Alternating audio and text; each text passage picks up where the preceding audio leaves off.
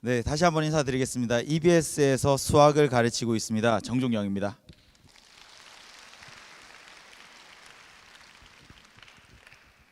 굉장히 많은 분들이 오셨네요. 제가 학교에 처음 올라오면서 느꼈던 게 학교가 정말 크구나라는 걸 느꼈습니다. 제가 이제 서울에 있는 인창고등학교에서 이제 근무를 하고 있는데요. 저희 학교 운동장은 정말 여기 강당만 해요. 여기가 이만한 곳에서 맨날 학생들이랑 이제 부둥키고 막 아웅다웅 하다 보니까 진짜 이렇게 멋진 학교에서 근무하면 기분이 좋겠다라는 생각을 잠시 했습니다.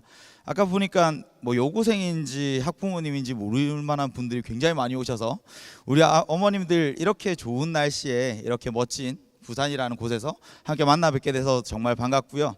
오늘 제가 40분 정도 함께 할 겁니다. 그래서 여러분들이 혹은 자녀분들이 이제 수학 때문에 많이 힘들어하고 있는 부분들 혹시 조금이라도 도움이 될 수 있지 않을까 최대한 유익한 정보들 전해드리도록 하겠습니다.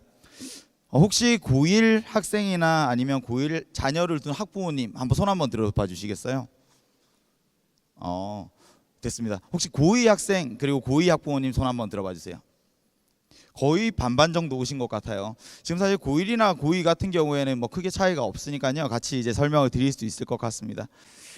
지금부터 저는 이제 수학을 가르치는 강사이기 때문에 수학 영역에 대한 말씀을 드릴 겁니다. 뭐 다른 입시 설명회 강의들을 보시면 뭐 국어 선생님이 국어 영역, 영어 선생님이 영어 영역 해놓은 강의들도 많이 있으니까요. 참고하시면 좋을 것 같아요. 근데 모든 과목들이 사실 본질들은 다 똑같습니다. 그러니까 수학 영역을 공부하는 방법 잘 익혀가시면 다른 영역을 공부하는 데도 크게 도움이 될 것 같습니다.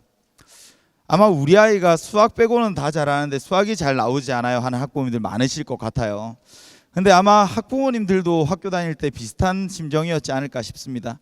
만약에 고등학교 때로 다시 돌아간다고 해도 뭐 국어는 모국어니까 조금 해볼만 하고 영어는 결국에 계속 살아가면서 많이 쓰이게 될 테니까 좀 필요성을 느끼지만 수학은 해도 잘 성적이 오르지 않고 많이 아파하고 힘들어하는 과목이죠.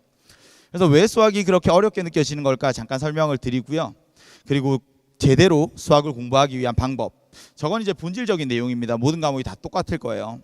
다음 세 번째는 그래도 아직 우리에게는 희망은 있다. 저건 이제 단순하게 성적을 단기간에 올리기 위한 방법입니다. 그러니까 우선 그 위에 했던 2번이 전제가 되어야 3번이 비로소 빛을 발할 수가 있어지는 거죠. 그리고 수준별로 제가 학습법을 잠깐 추천을 드릴 거고요. 만약에 혼자 하기 힘들다면 EBSI 안에서 어떻게 할 수 있을까 이 부분은 좀 짧게 설명을 드리도록 하겠습니다. 앞에 보면 이제 굉장히 멋진 몸을 가진 사진이 하나 있습니다. 요즘 몸 좋은 사람들 굉장히 많죠. 저 사진 저는 아닙니다. 굉장히 비슷하긴 하지만 조금 달라요. 저는 배꼽이 조금 더 작습니다. 근데 이런 사진들을 보면 굉장히 부럽죠. 멋있습니다. 근데 헬스장에 운동하러 가면 이런 사람들 꼭 몇 명씩은 있거든요. 근데 그런 사람들 보면 정말 열심히 운동합니다. 막 30kg짜리 아령도 들고 뭐 턱걸이도 뭔가 하나 무거운 걸 매달고 하고 이래요. 근데 저런 몸을 갖고 싶다는 생각은 누구나 가지고 있지만 내가 그 사람을 흉내낸다고 해서 저런 몸을 가질 수는 없습니다.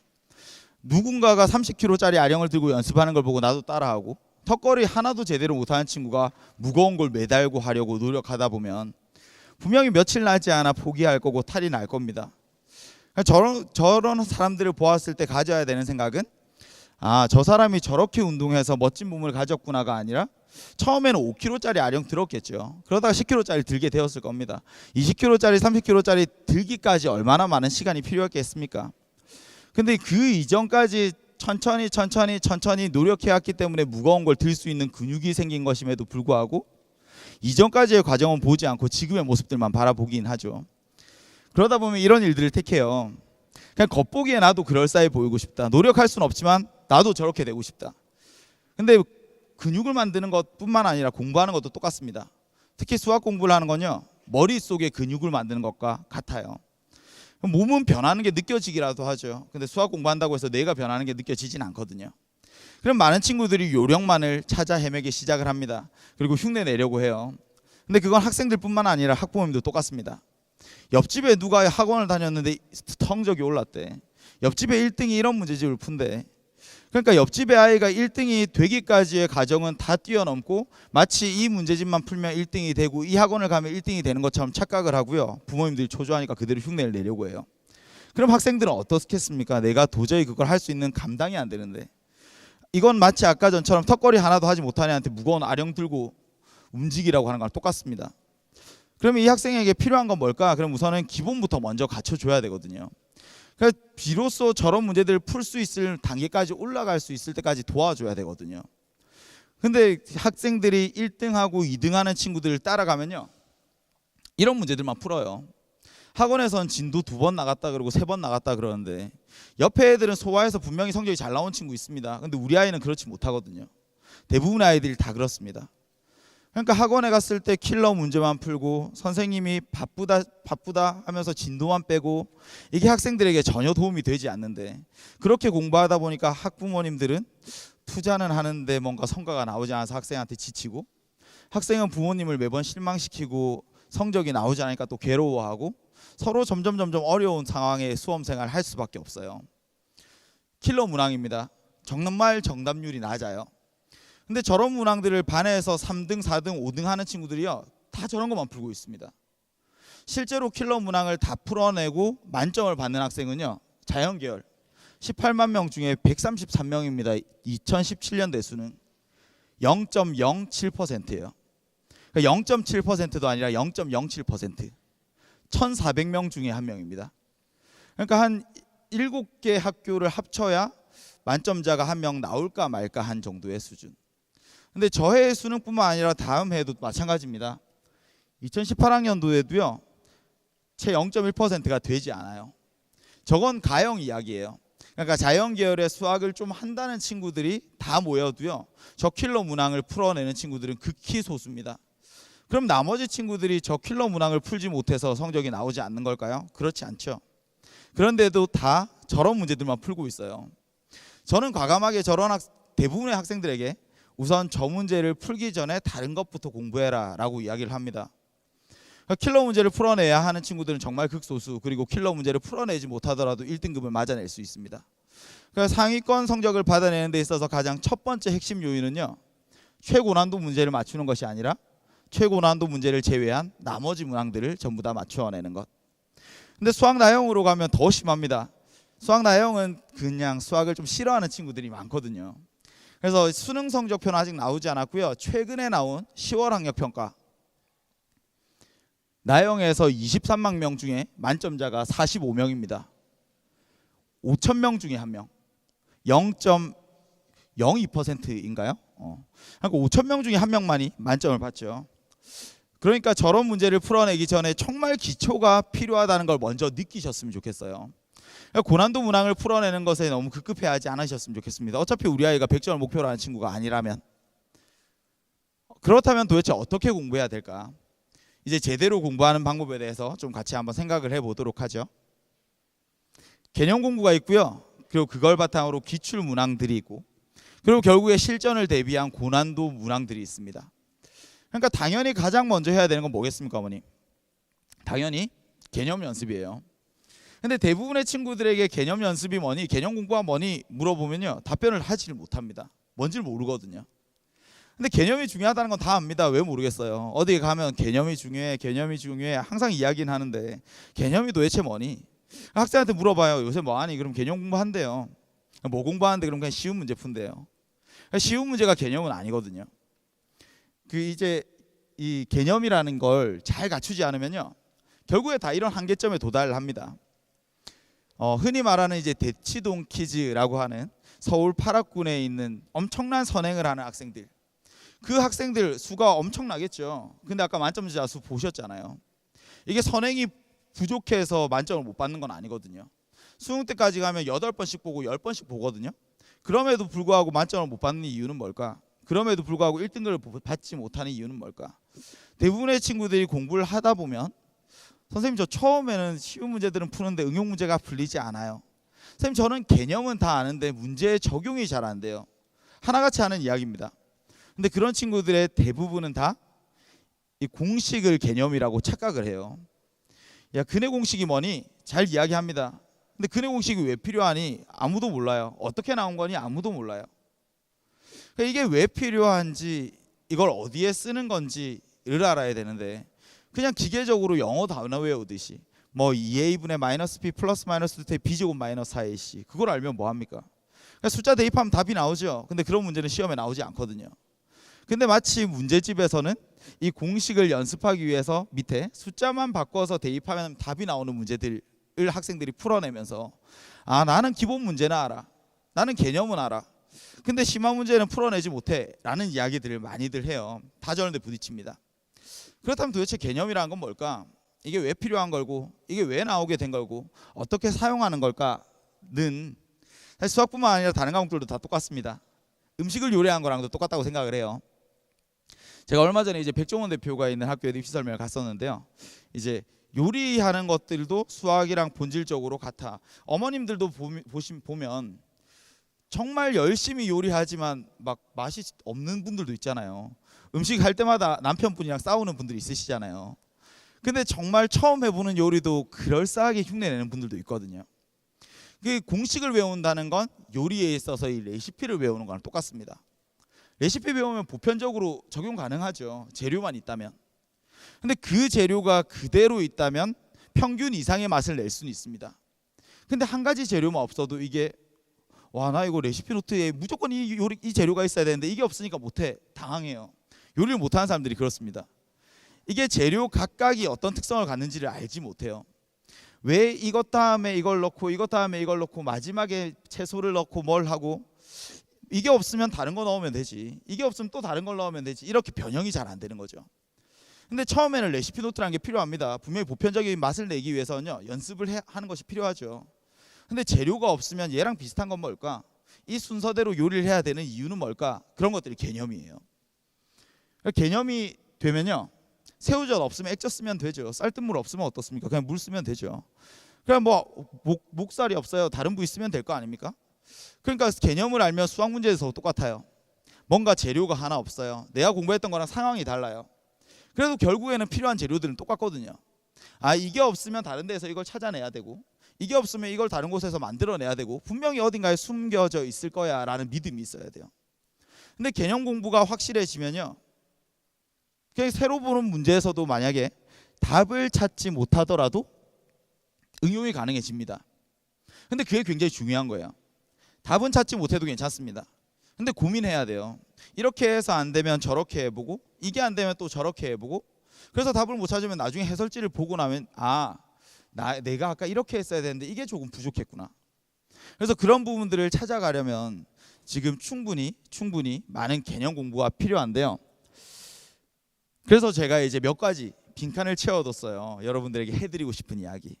첫 번째는 빈칸이에요. 저거 땡땡 따라 한다고 땡땡 되는 것이 아니다. 뭘까요? 1등. 맞아요. 1등 따라 한다고 1등 되는 것은 아니다. EBSI에도 굉장히 많은 강의가 있습니다. 인터넷에만 들어가도요, 굉장히 많은 강의가 있어요. 단순히 근처에 유명하다는 학원, 유명하다는 강사에서만 꼭 답을 찾으려고 하지 마시고 좀 많이 보십시오. 그래서 개념 공부가 필요한 친구들에게는 개념 강의를 듣게끔 해주고요, 대표 유형 공부가 필요한 친구들한테 좀 그렇게 해주세요. 저는 굉장히 아쉬운 게 학생들이 갑자기 뭐 4월 달에 학원을 간대요. 갈 수 있죠. 근데 이미 기존에 있는 반에 들어간대요. 기존에 이미 이만큼 진도 들어가는데 자기는 중간부터 따라가겠대요. 그게 얼마나 잘못된 방법입니까? 학생은 분명히 내가 필요해서 학원에 가는 건데 나한테 필요한 공부를 하고 있지 못한다고요. 제 강의를 듣는 많은 학생들 중에서도 보통 이제 많은 학생이 듣지 않는 강의들이 한 2만 명 정도 들어요. 많은 학생들이 듣는 강의는 한 10만 명 정도 듣습니다. 근데 그 학생들의 수준이 다 똑같지는 않을 거잖아요. 고민글들 올라와요. 그럼 저는 7등급, 8등급, 9등급인 친구들에게 아, 너네 이 강의 듣기에는 아직 좀 부족한 것 같아. 그럼 다른 이 강의 먼저 듣고 올래 추천해 줍니다. 6등급, 5등급, 4등급인 친구들한테 복습 열심히 하면서 들으라고 해요. 복습하는 방법들 알려주죠. 3등급, 2등급 있는 친구들에게 이 강의 다 들을 필요 없어. 필요한 것들만 찾아 들어라고 해요. 혼자 공부하다 모르는 거 필요한 것만 찾아 들어. 근데 1등급 친구들한테 나는 1등급 대상으로 한 강의가 아니니까 이거 듣지 말고 더 어려운 강의들을 추천해 줍니다. 그러니까 한 강좌 안에도요, 타겟층이 있어요. 그리고 강좌를 활용하는 방법도 다 다를 겁니다. 그러니까 단순히 1등이 하는 공부 따라하지 마시고요, 우리 아이에게 필요한 것들, 나중에 제가 소개해 드리겠지만 학부모님이 우리 아이의 수준을 잘 모를 겁니다. 그리고 아이가 성적표를 잘 보여주지도 않죠. 매번 핑계를 댑니다. 전날에 잠을 잘 못 자서 그렇다 그러고, 뭐 그날 뭐 주변에 누가 너무 시끄러워서 그랬다 그러고, 문제의 스타일이 내 스타일이 아니었다 그러고, 계속 뭔가 막 변명거리들을 찾아요. 근데 여기 EBSI에 들어가면요, 그 요즘에 인공지능이라는 게 있잖아요. EBSI에 똑같습니다. 문제 한 20개 풀어보면 학생 수준을 평가해서 거기에 맞는 강좌들을 추천해 줍니다. 그러니까 그렇게 강의들을 좀 활용을 하시고, 두 번째, 이거 사실 굉장히 중요한 부분이에요. 이거 마침 제가 선물 드릴게요. 땡땡땡 한 것을 공부한 것이라 착각하지 말자. 뭘까요? 맞아요. 영어님 제가 나좀 오세요. 수업 들은 것을 공부한 것이라고 착각하지 말자. 대부분의 친구들이 이런 착각들을 하죠. 야, 어제 수학 공부 몇 시간 했니? 물어보면 3시간 했대요. 자기는 수학 학원에서 3시간 공부했으니까 수학 3시간 공부하고 딴 거 공부하겠답니다. 근데 들은 건 내 공부가 아니잖아요. 그러니까 복습할 시간이 충분히 필요합니다. 물론 이제 본인이 충분히 많은 시간을 공부할 만한 자세가 되었을 때 이야기라는 게 문제긴 하지만, 어쨌든 혼자 공부하는 시간은 반드시 필요합니다. 가끔 저도 이제 지금도 고3 담임인데요, 3월 달에 학생들 학원 스케줄들을 한번 쭉 봐요.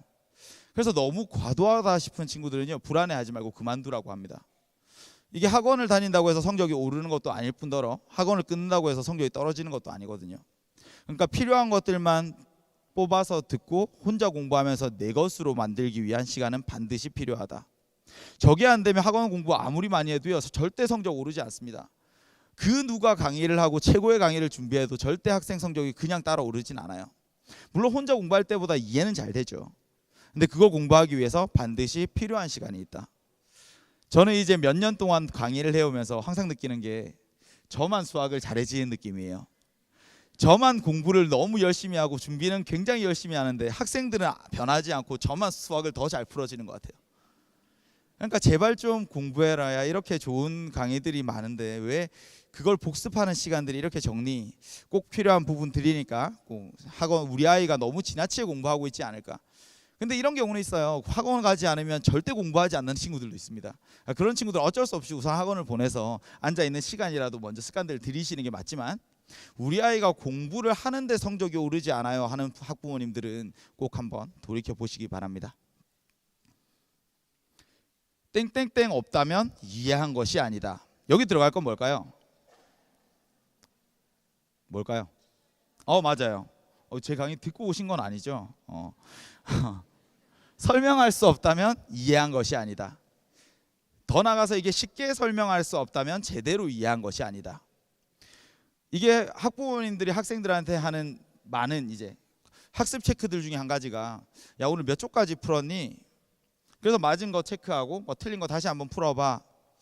근데 틀린 것들이 왜 틀렸는지 물어보는 게 사실 훨씬 더 중요하다는 이야기입니다. 그러니까 이 문제를 왜 틀렸을까? 그러니까 학생이 그걸 알게끔 하는 게 중요해요. 학생이 사실 어디 가서 설명할 기회가 많이 없거든요.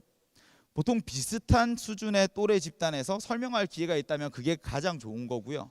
그게 아니라면 뭐 혼자서는 하지 않을 테니까 어머님 많이 좀 들어주셨으면 좋겠습니다. 그래서 제가 이제 가르친 학생들 중에도 소위 말하는 이제 뭐 1등급, 2등급을 받고 명문대학을 진학하는 학생들이 있어요. 그 학생들은 대학교 1학년 때 가외를 많이 하잖아요.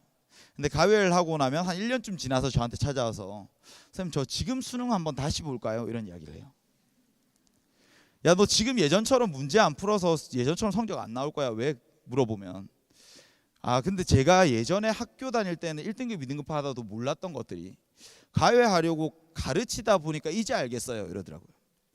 그러니까 나는 한 번도 제대로 누군가한테 설명해 보려고 공부해 본 적이 없어요. 그래서 소위 말하는 상위권 대학들은 뭐 재시문 면접들 나중에 고3 수능 치고 나면 이제 상위권 대학들은 재시문 면접을 준비해야 되는데요. 문제는 풀지만 설명을 못하는 친구들이 정말 많습니다. 근데 이런 건 있어요. 공부 잘하는 친구들 중에 문제 설명을 못하는 친구는 있습니다. 특히나 이과에서 말 못하는 친구들 많아요. 근데 설명을 잘하는 친구 중에 성적이 안 나온 친구는요, 정말 하나도 없어요. 그러니까 설명만 뒷받침이 되면 성적은 자연스레 따라오릅니다. 근데 설명 없이 계속 공부를 하다 보면요, 언젠가는 막혀요. 그러니까 거기를 뚫고 올라가지 못합니다. 내가 뭘 모르는지 모르기 때문에. 그래서 설명하는 시간들이 반드시 필요하다는 것, 특히나 상위권 친구들이라면 더더욱 필요하다는 것 꼭 기억을 해두시고요. 이건 모르실 것 같아요. 밀도 높게 공부해야 땡땡땡이 보인다. 그 책자에 있군요. 그래서 그런 거구나. 저 깜짝 놀라 소름 돋을 뻔했어요 방금. 맞아요. 밀도 높게 공부하셔야 됩니다. 이게 인터넷 강의라는 게 갖고 있는 굉장히 큰 장점이기도 하지만 굉장히 큰 단점 중에 하나는요. 장점은 내가 필요할 때 들을 수 있어요. 근데 단점도 내가 필요할 때만 듣습니다. 그러니까 딱 정해져 있는 시간이 없어요. 그러니까 일주일에 나는 평일엔 다른 공부하고 주말에 토요일 일요일 3강씩 공부할래 하는 친구들도 있을 수 있고요. 뭐 그런 친구들은 그나마 양호한 거죠. 근데 한참 동안 안 듣다가 또 몇 강 듣다가 또 한참 동안 안 듣다가 몇 강 듣다가 그러면 특히 수학 과목에 있어서만큼은 절대 연결고리를 찾을 수가 없습니다. 그러니까 인터넷 강의라는 것도요, 학원처럼 하루에 1시간씩 딱 정해져 있는 시간에 듣는 것이 좋아요. 그리고 바로 복습하고, 그러면 이제 내가 전 시간에 들었던 것들이 기억이 나기 시작을 하죠. 수학을 어느 정도 공부하고 나면 고등학교 3학년이 되면요, 수학을 안 하진 않아요. 머릿속에 뭔가 들어있긴 해요. 근데 그게 다 흩어져 있습니다. 뭐 방정식 따로 공부하고 부등식 따로 공부하고 함수 따로 공부하고 다 따로 공부해요. 사실은 다 맥락은 같은데, 근데 그 맥락을 짚은 애들은 2등급 1등급까지 올라가지만 그걸 못 짚는 친구들은 성적이 오르질 않죠. 그래서 그걸 매번 꾸준하게 듣다 보면 연결고리들이 보입니다. 그러니까 만약에 30강짜리가 있어요. 뭐 하루에 한 강씩 30일 들어도 좋습니다. 근데 만약에 시간이 충분하다면 그냥 하루에 2강씩 15일 듣는 게 훨씬 더 좋아요. 그러니까 좀 밀집해서 쭉 듣고 나면요, 끝까지 들었을 때 비로소 느껴지는 게 있어요. 근데 인터넷 강의라는 것들 제가 아까 10만 명 정도 듣는다고 했잖아요. 근데 완강하는 친구들은 정말 몇 명 되지 않습니다. 처음 시작은 누구나 할 수 있어요. 근데 끝까지 보는 게 어렵거든요. 특히나 꾸준히 듣지 않으면, 규칙적으로 듣지 않으면. 그러니까 한 번도 끝까지 들어본 적은 없고 맨날 1강만 들어요. 그러니까 1강은 굉장히 많이 듣는데 끝까지 듣지 못하니까 이게 도대체 무슨 내용인지 전혀 퍼즐들이 맞춰지질 않습니다. 그래서 지금까지 제가 설명드린 4가지, 사실 이것만 잘해도 기본은 돼요. 물론 이것만 한다고 성적이 단기간에 오르지 않습니다. 이건 요령은 아니거든요. 그러니까 3등급까지 올라가는데 시간이 오래 걸릴지 모르지만 3등급이 2등급이 되고 2등급이 1등급이 되기 위해서는 반드시 필요한 과정입니다. 근데 물론 학생들 중에서 특히 예비 고3 중에서는 좀 단기간에 성적을 올릴 필요가 있는 친구들도 있거든요. 근데 숫자가 중요한 건 아닙니다. 분명히. 대신 성적이 한번 오르고 났을 때 느끼는 학생의 희열은요, 그게 성적이 쭉쭉 오르게 하는 원동력이 돼요. 그러니까 성적이 한 번이라도 내가 노력해서 올라본 경험이 있는 친구들은 그게 수학뿐만 아니라 모든 과목들이 성적이 오를 가능성이 큽니다. 그래서 고등학교 1학년 첫 시험이 중요하고 고등학교 3학년 첫 시험이 중요한 거죠. 겨울방학 동안 열심히 노력했는데 성적이 오르지 않으면 어쩔 수 없이 지칩니다. 그래서 성적을 단기간에 올리기 위한 방법은요, 우선 이건 먼저 지켜주셔야 돼요. 유튜브 요즘 정말 좋잖아요. 정말 재밌는 거 많잖아요. 저도 얼마 전에 한번 놀랬다가 깜짝 놀랐어요. 정신 차리니까 아침이더라고요. 그러니까 이게 내가 보고 싶은 것들만 추천해 주니까 시간이 너무너무 잘 갑니다. 저조차도 그런데 우리 학생들은 어떻겠습니까? 전 그래서 그 다음부터 유튜브를 보지 않아요. 그러니까 친구들 연락이 왔대요. 얼마나 보고 싶겠어요. 핸드폰이랑 좀 멀어지셔야 될 것 같아요. 우선 그거 먼저. 핸드폰을 좀 멀리하고 우선은 좀 꾸준히 노력하는 시간들을 좀 늘리자. 그래서 자연계열 1등급은 보통 92점. 그러니까 아까 말씀드렸던 킬러 문항들 2개 틀려도 1등급은 항상 나온다. 2개 틀려도 1등급이 나오지 않는 시험은 평가원에서는 출제하지 않습니다. 그러니까 혹시라도 내가 만점을 목표로 공부하고 있어. 물론 뭐 최상위권 친구들이라면 그럴 수 있지만 그게 아니라면 2개를 제외하고 모두 다 맞추어낼 수 있는 수준으로 공부하는 게 사실은 더 중요하다는 거죠. 그러니까 이렇게 등급 컷들을 쭉 보시면요, 가형 같은 경우에는 사실 수학을 누구나 다 조금씩은 하잖아요. 그래서 등급 컷 자체가 기본적으로 좀 높아요. 뭐 2개 틀린 애들이 1등급 하나씩 틀릴 때마다 등급이 뚝뚝뚝 떨어집니다. 근데 나형은 그렇지 않아요. 나형은 수학을 싫어하고 어려워하고 힘들어하는 친구들이 너무나 많기 때문에 등급 컷이 좀 차이가 납니다. 특히나 저기 아래에 있는 5등급은 사실 시험의 난이도랑 크게 관련이 없어요. 아무리 어려운 시험이든 아무리 쉬운 시험이든 항상 저점수대입니다. 그러니까 우리 아이가 혹시라도 5등급을 받았어요. 그러면 9등급 중에 5등급이니까 중간쯤은 하네요 라고 착각하시면 안 돼요. 정말 공부 안 하는 겁니다. 선생님, 우리 아이가 5등급인데 주말에 독서실을 가요. 집에서보다 독서실 더 편해서 가는 거예요. 핸드폰 할 수 있으니까. 그러니까 5등급 아래에 있는 친구들은요, 정말 공부 열심히 해야 됩니다. 공부를 전혀 안 하는 거고요. 그러니까 공부를 조금 하면 기본적으로 4등급은 나오고요. 조금 더 하면 3등급은 나와요. 물론 3등급이 2등급, 1등급 올라가기는 쉽지 않습니다. 나형도. 이게 성적 분포예요. 가형인 친구들은요, 수학을 안 하는 친구들이 거의 없어요. 왜냐하면 6월달 모의평가 치고 9월달 모의평가 치면 수학 나형으로 넘어가거든요. 그러니까 수능 때까지 가형에 남아있는 친구들은 그래도 수학을 포기하지 않고 끝까지 하는 친구들입니다. 그러니까 가형을 택하고 상위권 1, 2, 3등급을 받기는요 어려워요. 그러니까 자연계열 가형을 공부하는 친구들에게 저는 꼭 하고 싶은 이야기가, 지금 너네가 3개월 4개월 한다고 해서 등급이 오르진 않는다. 그래도 성적은 오르니까 등급이 오르지 않더라도 불안해하지 말고 한 발 한 발 나아가고 있다는 걸 스스로 인식하는 게 중요합니다. 그러니까 점수가 오르고 있으면 결국에 등급은 따라 오르겠죠. 근데 지금 당장 등급이 큰 폭으로 상승하지 않더라도 초조해하지 마라. 근데 대신에 나형은 달라요. 나형은 아래쪽이 굉장히 튼튼하거든요. 그러니까 아래쪽에 내려가려고 해도 쉽사리 내려갈 수 없습니다. 물론 위쪽도 마찬가지죠. 근데 중간 쪽은 좀 적죠. 그러니까 공부를 조금만 해도 4등급 올라갈 수 있어요. 그래서 나형인 친구들은 사실 단기적인 등급의 향상을 목표로 좀 성적을 먼저 올리기 위한 방법들을 좀 고민해봐라. 근데 그러기 위해서 해야 되는 첫 번째는요, 자기 성적을 직면하는 겁니다. 항상 고3 3월에 학생들 면담을 하면, 야 국어는 너 몇 등급 정도 나오니? 물어보면 한 3월 달에 3등급 정도 나왔었대요, 2학년 때. 근데 수학은 그럼 몇 등급 정도 나오니? 그러면 2학기 기말고사 때 한 2등급 정도 나왔대요. 그러니까 본인이 고등학교 생활 중에서 가장 잘 나온 성적이 자기 성적이라고 착각을 합니다.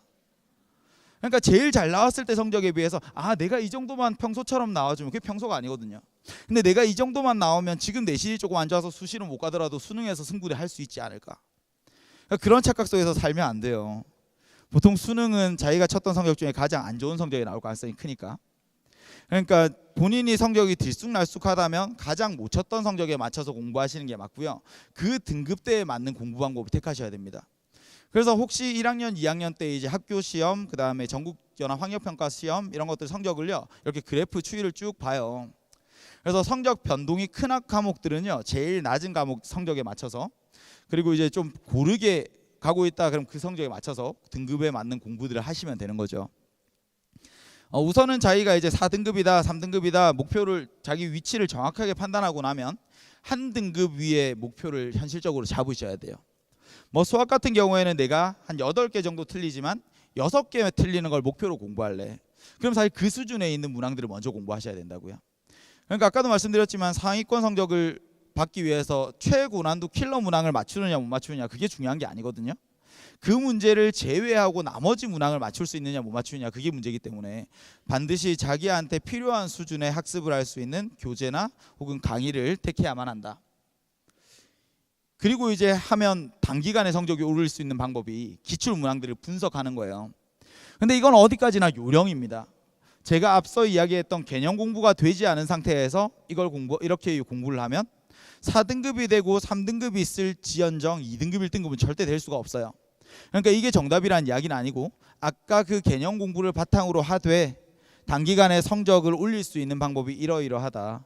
그래서 이걸 먼저 해서 내가 스스로에게 자신감을 가지면 아까 했던 방법대로 공부해서 2등급 1등급이 올라가는 방법들을 고민을 하셔야 된다는 거죠. 그러니까 요즘은 시중에 나와 있는 문제집 너무 좋습니다. 그러니까 이미 다 저렇게 분류가 되어 있어요. 근데 학생들은 잘 느끼지 못해요. 그래서 저도 처음에 학생들을 가르칠 때 그냥 최근에 이제 치루어졌던 평가원 전국연합 학력평가 그냥 전부 다 잘라서 같은 유형들끼리 모아보게끔 시킵니다. 근데 그러다 보면 느껴져요. 매번 이 유형은 나오고 있구나. 근데 이 유형은 정말 잘 나오지 않는구나. 그럼 단기간에 내가 성적을 올리려면 그냥 매번 나오는 이 유형의 문제만 먼저 준비하고, 여기에서 숫자만 바뀐 것들은 풀어낼 수 있을 만큼 먼저 준비를 해줘야 시험장에 갔을 때 30문항 중에 한 15문항은 이렇게 나오거든요.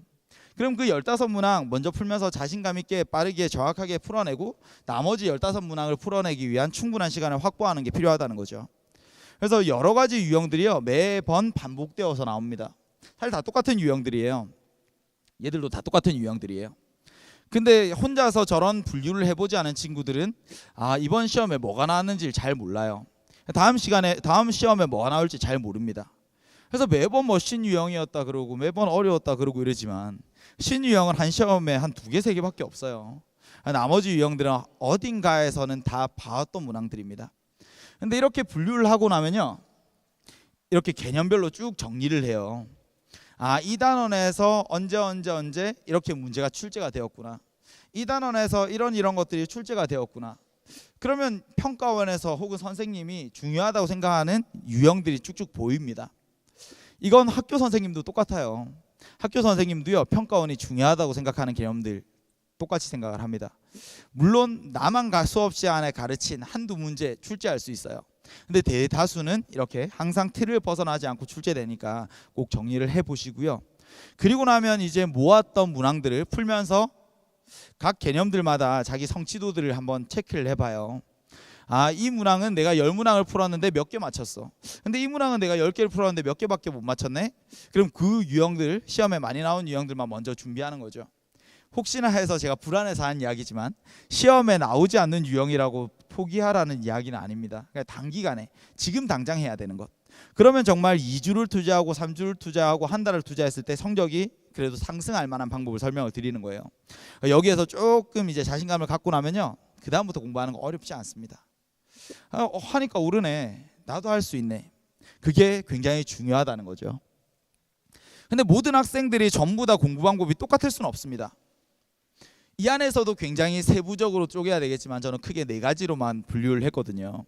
그래서 자신의 자녀분들 성적에 맞는 공부 방법을 좀 추천을 해주세요. 최상위권입니다. 1등급 4% 이내의 학생들이에요. 킬러 문항을 공부할 자격이 있는 친구들. 이 친구들이 아니면 고난도 문항들에 너무 얽매이지 않았으면 좋겠습니다. 그러니까 학교 시험 성적이 조금 잘 나온다고 해서 제발 자만하지 말자. 전국에는 나보다 잘하는 친구들이 엄청나다. 그러니까 학교 안에서만 계속 뭔가 위안을 삼으려고 해요. 아, 우리 반에서 내가 제일 열심히 해요. 우리 반에서 나 빼고 다 놀고 있어요. 근데 이제 나만 공부하니까 뭔가 굉장히 특별하다고 착각하지만 그 시간에 공부하고 있는 친구들은 굉장히 많습니다. 그래서 너무 자만하지 말고, 그리고 이게 굉장히 중요한 건데요, 제발 선행하는 진도에 너무 급급해하지 말자. 고등학교 1학년이 고등학교 3학년 거 보고 있다고 해서 3학년 때 굉장히 유리할 것 같습니까? 그렇지 않아요.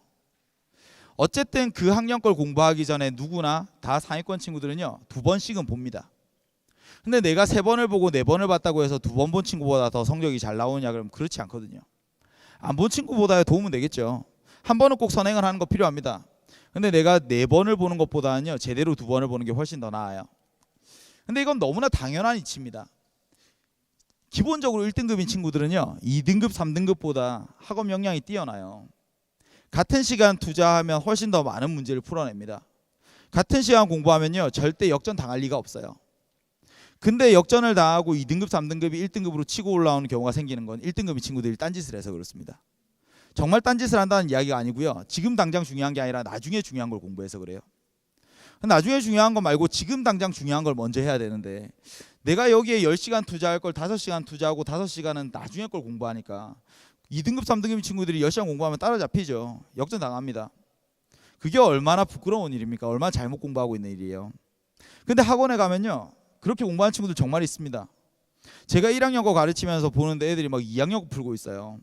지금 학교 시험이 얼마 안 남았는데 그렇게 공부해서 지금 2등급 받으면 나중에 뭐 1등급 받아서 뭐 합니까? 나중에 또 2등급 받을걸요?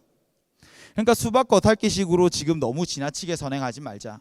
그리고 선행은 항상 방학 중에만 하고 학기 중에는 제발 학교 시험에만 전념하자. 학교 선생님들이 굉장히, 저도 조금은 그렇지만 분명히 얘가 수학을 굉장히 잘해요. 근데 수업 시간에 딴짓을 해요. 그럼 굉장히 보기 싫거든요. 옆에는 수학을 조금 못해요. 근데 정말 지금 열심히 듣고 있어요. 그러면 학원에서는 중요하지 않다고 가르칠 만한 것도 저는 중요하다고 가르치고 시험에 냅니다. 그러니까 학교 수업이란 게 그렇죠. 어쨌든 학교 선생님이 내고 학교 선생님이 가르치고 하는 거니까.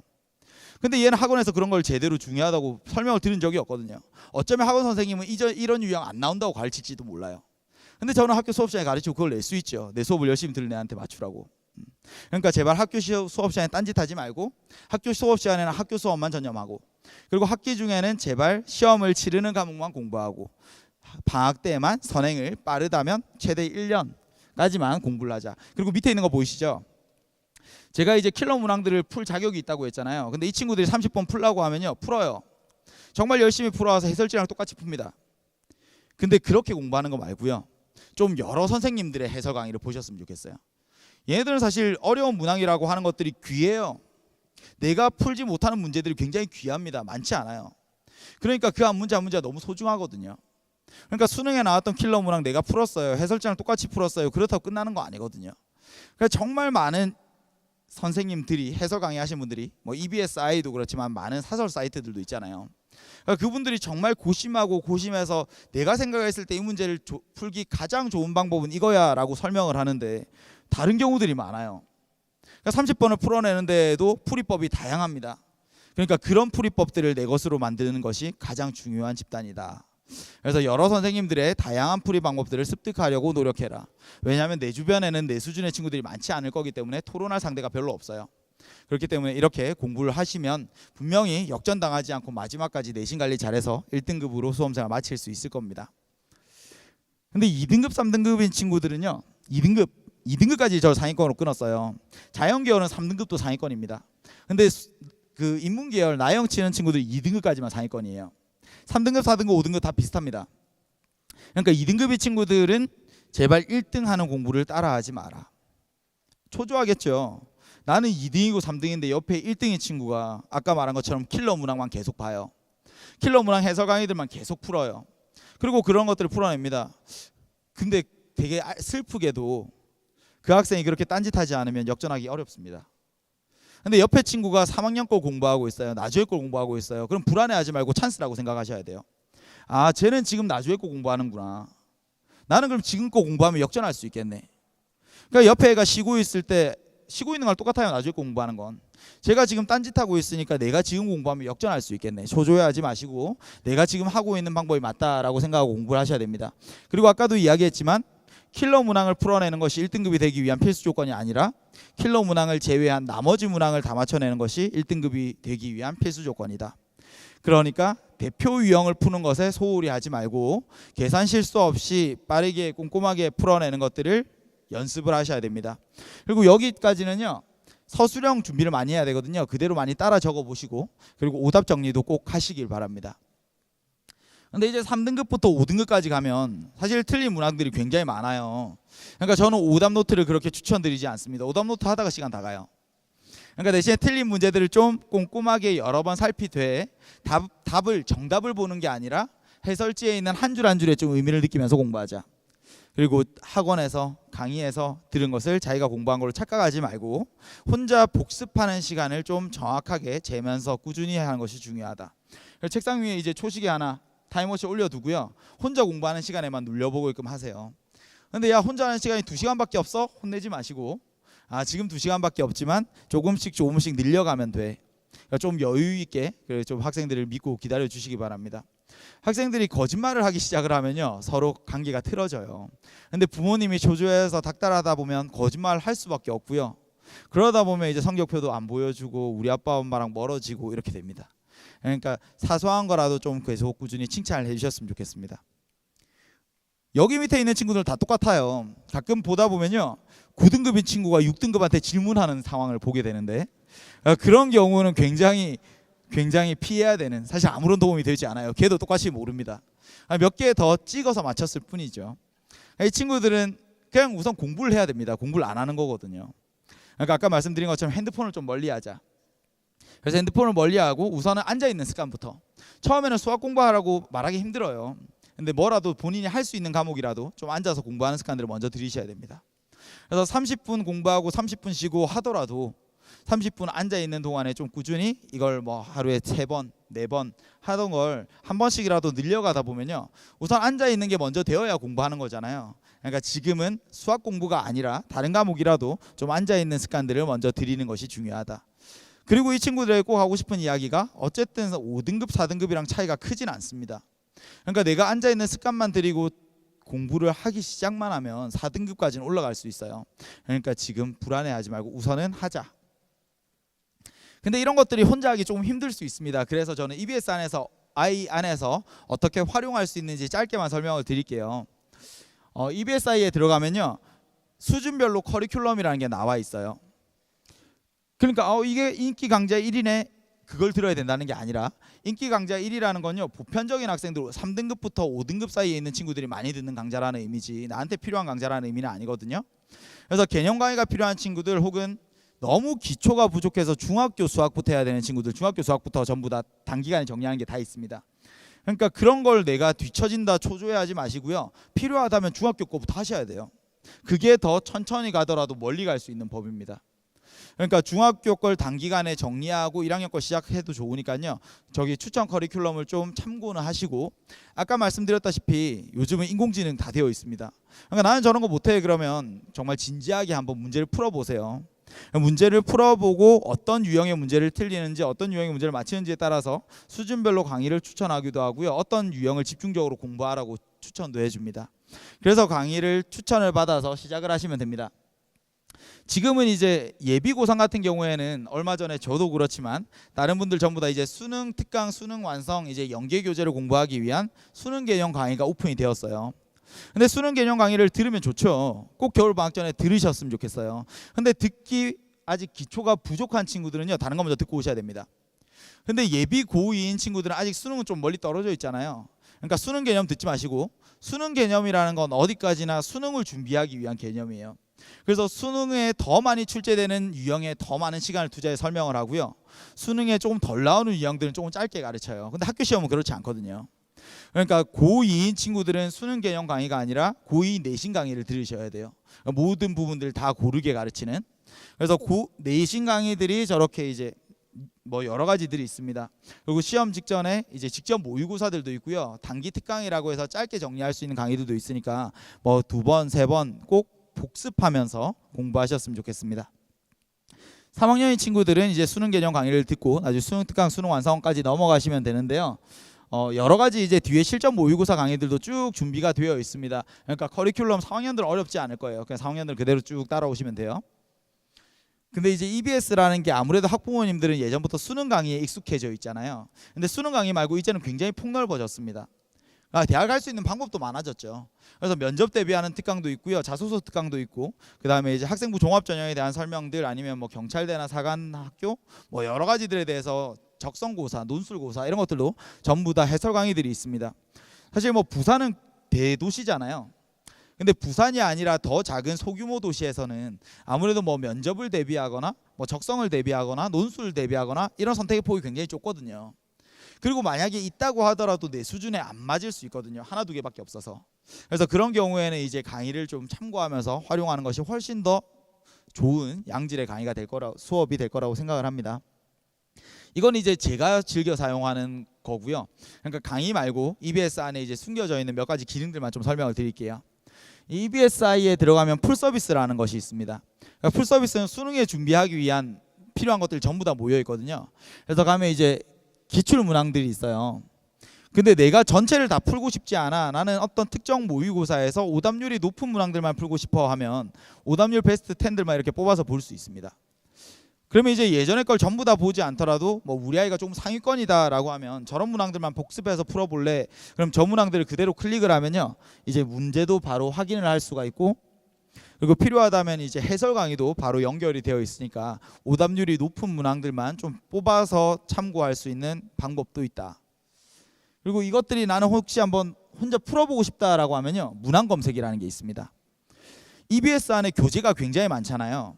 근데 그 많은 교재 안에서 오답률이 높은 문항들만 뽑아서 풀어보고 싶다 하거나, 아니면 이때까지 어떤 특정 단원에서 출제되었던 모의고사 문항들 중에 오답률이 높은 문항들만 찾아서 보고 싶다라고 하면 여기에 이제 오답률을 설정을 할 수가 있어요. 그래서 오답률 70% 이상인 문항들만 뭐 100개 뽑아서 하고 싶어요. 그러면 나만을 위한 이런 문제집이 만들어지기도 합니다. 여기까지가 이제 제가 학습법에 관한 것, 아니면 EBSI에 관한 것 설명을 드렸고요. 이제 뒤에 가면 저도 안에 들어간 페이지가 있거든요. 선생님들마다 다 페이지가 있어요. 그래서 학생들이 어쩌면 담임 선생님을 찾아가기 좀 힘든 경우들이 있을 수 있잖아요. 그럼 혼자 공부하면서 이 강의가 나한테 맞는지 아닌지 뭐 공부하면서 좀 어려운 것들 있으면요, 항상 저기 게시판에 올려주시면 저도 이제 여러분들이랑 항상 많이 소통을 하려고 노력하고 있으니까 최대한 친절하게 답변을 드리도록 하겠습니다.